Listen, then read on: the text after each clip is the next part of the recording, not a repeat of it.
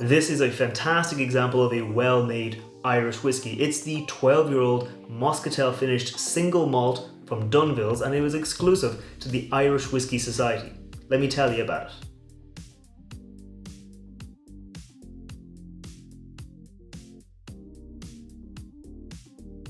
Welcome back to the channel. I'm Matt, I'm the Whiskey Nerd, and like I said, this week I'm looking at the 12-year-old Moscatel finished single malt from Dunvilles, which was exclusive to the Irish Whiskey Society.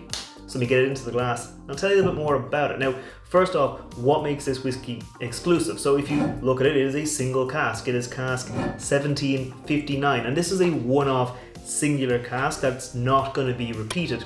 It comes to the Irish Whiskey Society from the Dunvilles brand, out of the Echlinville Distillery. Because the Dunvilles brand and the Echlinville Distillery don't have old enough of their whiskey yet, apparently it'll be coming out very, very soon, but because they didn't have old enough whiskey at the time, they sourced whiskey like most brands do. So this brand, this single malt, was not distilled by the Echlinville Distillery.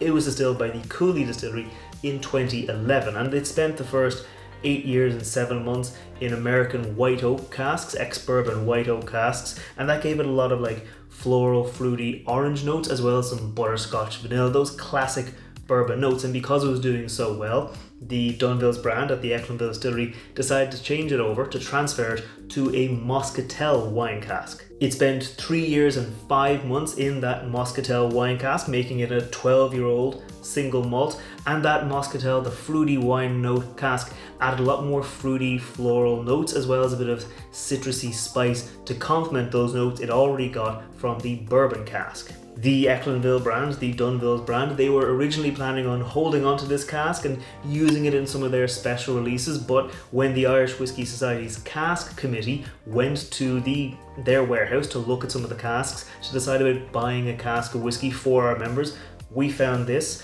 and with a bit of cajoling, with a bit of convincing, we convinced them to part with this whiskey and we could sell it to our members. We got 250 bottles out of that cask, and they were, aside from a few that were held back by the Society for the Archive so that we could have them for future tastings where we could try maybe all of our bottlings against each other, they were all sold out to members at essentially cost price, just enough to cover the cost of the cask and the bottling and the shipping and the labeling and all that stuff. And it's just a very good whiskey. It's a very nice whiskey. It comes in at 55.1% ABV. It's all natural color, non-chill filtered, and it's just a solid little whiskey. So I think I'm going to stop talking about it and get into the nose. Cheers. Oh, like I said, that nose is immediately quite fragrant. It's almost like floral, like that wine cask influence gives it a really nice floral kind of initial approach. There's a lot of citrus, obviously that biscuity malt has the base, bit of vanilla, but up front leading the charge you get floral, kind of like orange blossom, apple blossom, that kind of note, and then behind it you get that almost like citrus peel, like candied citrus peel, where it's not tart, it's not harsh, it's sweet, it's sugary, it's quite nice, and that's then all sitting on top of almost like a white grape or melon, that kind of wine influence is coming through there.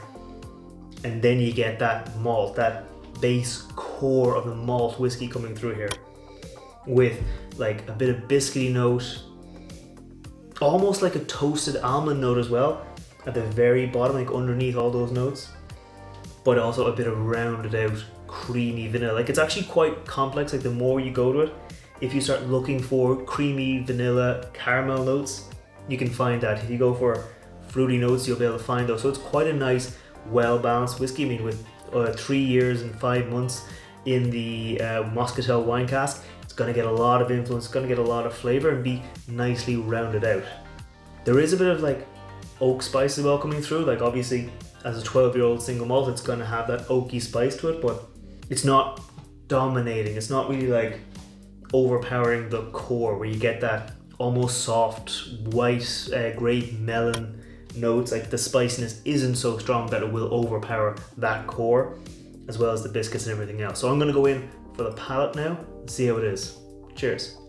Immediately it's very fruity and very sweet. You get a lot of citrus, you get a lot of biscuity malt right up front.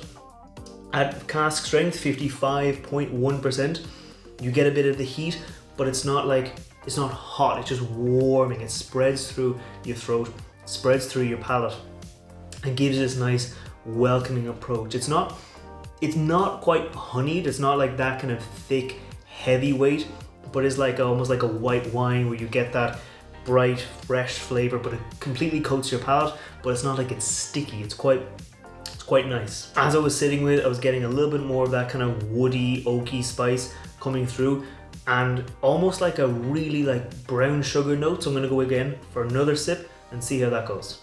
Cheers. Yeah, that oaky note is definitely there. There's also like it's like marmalade. It's like orange marmalade where you get that sugary caramelized brown sugar with that orange note. But as I was tasting it there, I also got a little bit of like tropical fruits, not quite mango, maybe edging towards like a pineapple, that kind of like bright, fresh, kind of juicy tropical fruit coming through. And the barest touch of like, again, that nuttiness from that nose where I got that little bit of toasted almond coming through here, almost like a marzipan where you get that sugary, sweet, almondy nuttiness coming through. So I'm gonna go in again, focus on the finish. Cheers. Okay, so the finish, despite it being quite like a light mouthfeel, the finish is quite long. I mean, 55.1%, you're gonna get a nice long finish, but interestingly, like those fruity notes, the marmalade, the citrus, those kind of notes, they do fade off, not quickly, but there's a nice fade, and you get like the core of the whiskey comes back up. As I'm talking, I'm getting that oaky spice, I'm getting that biscuity malt, almost a bit of that creamy vanilla again. Yeah, like not like a vanilla buttercream or that kind of thing, but like those natural, you know, the Madagascan vanilla pods where you get that natural vanilla oil, the vanilla flavors, that kind of flavor is coming through, as opposed to like quite a sweet vanilla. It's more like a natural earthy vanilla coming through on the finish. As I'm talking, again, that little bit of like white grape melon coming back up, because that's quite a soft note. It was, I think, dominated a bit by that high ABV in the palate, but then into the finish, as I'm breathing, as it all softens out, that does come back a little bit. Before I get into my final thoughts on this whiskey, why am I talking about a whiskey that you can't buy? Well, first off, I always like promoting the Irish Whiskey Society. I'm a member of the society. I'm one of the organisers for the society, and I like showing off that we can get access to some really, really, really good whiskies. But I have it on good authority that the Echlinville Distillery, the people behind Dunvilles, are coming out with their own whiskey soon. So obviously we haven't yet really tried their own whiskey. I think it's been blended into some other products they've released, but we haven't tried 100% their own whiskey. So I thought, good chance to show off what they're doing. Like, they know what they're doing. They got good casks. They chose a good cask from Cooley, put it into a good kind of wine barrel, and then it resulted in a very good whiskey. So that kind of shows to me that they know what they're doing, and chances are whatever Echlinville release will be good. Now, I won't stake my life on it, but chances are they've been waiting so long to release their own stuff. Whatever they do come out with will be good. So overall, this is a very good whiskey. It's fantastic. Obviously, it's not their own whiskey, but they've had a lot of hands in, like I said, the kind of selection, the maturing, the finishing off of this whiskey. So I think it speaks to good things coming from the Echlinville Distillery.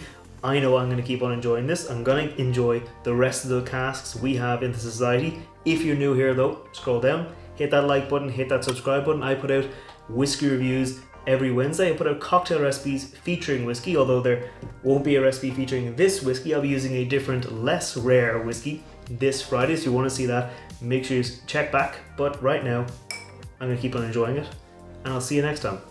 Sláinte.